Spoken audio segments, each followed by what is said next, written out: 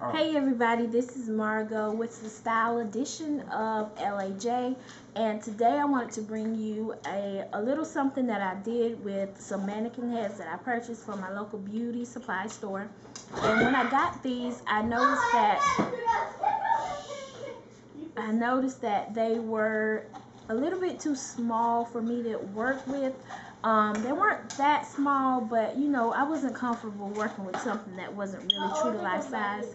So what I did was I purchased a few extra things to go along with my mannequin head to make it more close to the size of my own head. And I hope you like it. I hope you think they're cute like I do.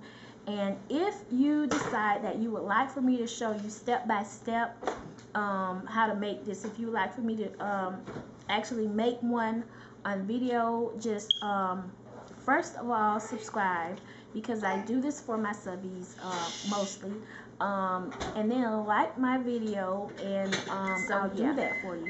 Just a moment and I'll show you what I do.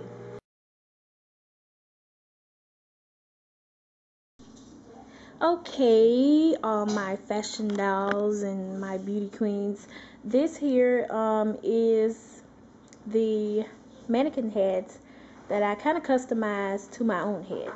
I did it because, as like some of you all know, that the mannequin heads straight out the store aren't true to life size. They're a bit smaller, so it makes it a little bit more difficult to get the right fit wig or style, whatever you're making.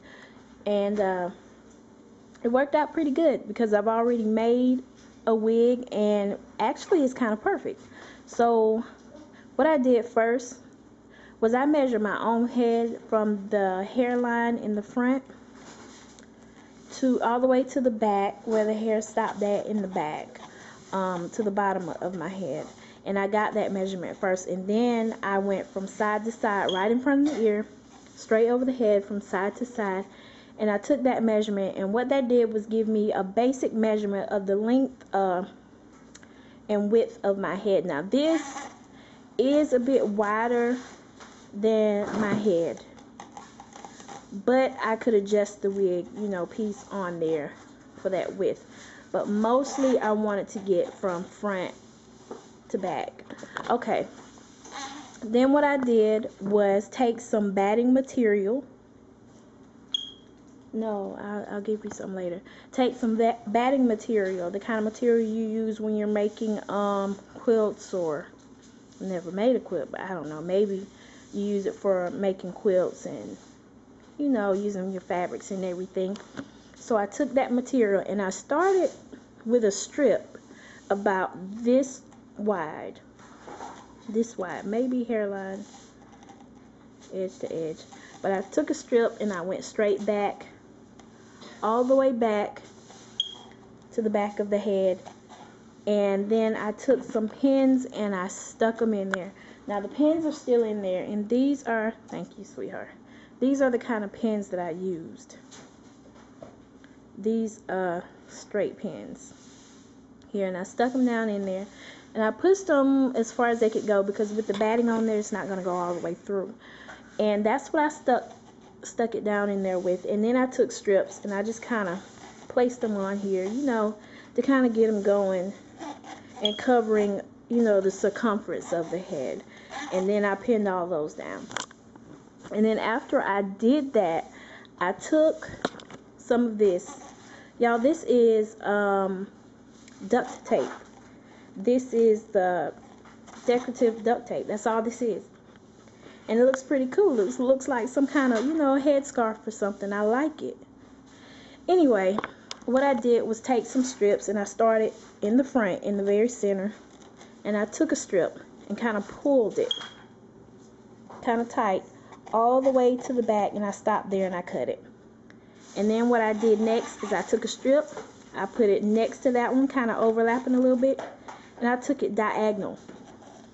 Because if you don't take it diagonal, what you're going to end up with is bunched up on this side of the tape. It's going to be straight on this side, but it's going to be bunched up on this side because of the curve of the head. So Then what I did is I finished that. When you do it that way, it's going to come across like this. And I did that all the way around the head until I covered the whole head. Now, to reinforce that and to make it a little bit harder, you know, more like the head, so that it'll be a little bit easier to work with, I redid it. I went back and I did some more strips. I started, but this time I only went halfway. And that's because it's not necessary to go, it's not necessary to go all the way, because you already have the basic foundation for the head. And so what I did then, I'm going to turn around and let you see. It's on this thing making that squeaky noise. It's good. Let you see if you can kind of see the lines. I was going kind of diagonal. And then I stopped, cut it off there. And by doing that, you're only going to end up with a few little lumps in there. Not very many, but that's a few. Alright, so then I took a piece and I covered all those edges. I went around, cutting pieces as I needed to, so it wouldn't bunch up. Like that right there. And then I just reinforced it again. All around. And on the bottom, as you can see, because this thing here tears into it, depending on the kind, I tape that up too. So if you like this, please like my video, please subscribe and comment. Kind of cute. Thanks guys. Bye.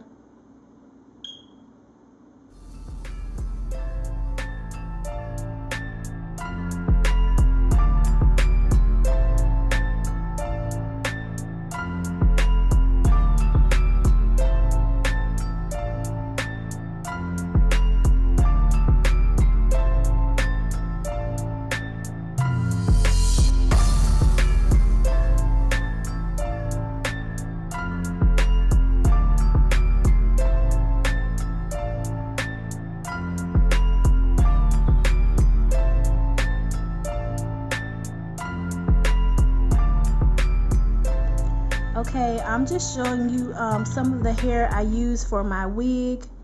My camera is moving a little bit, so you have to, my table is shaking a little bit, so you have to excuse that. But this is some of the hair that I use for the wig. It's 100% human hair, and I like it because it feels real, it behaves real, and it has a natural color to it. And so what do you think about this hair? But I'm just kidding. This is my daughter. Hello.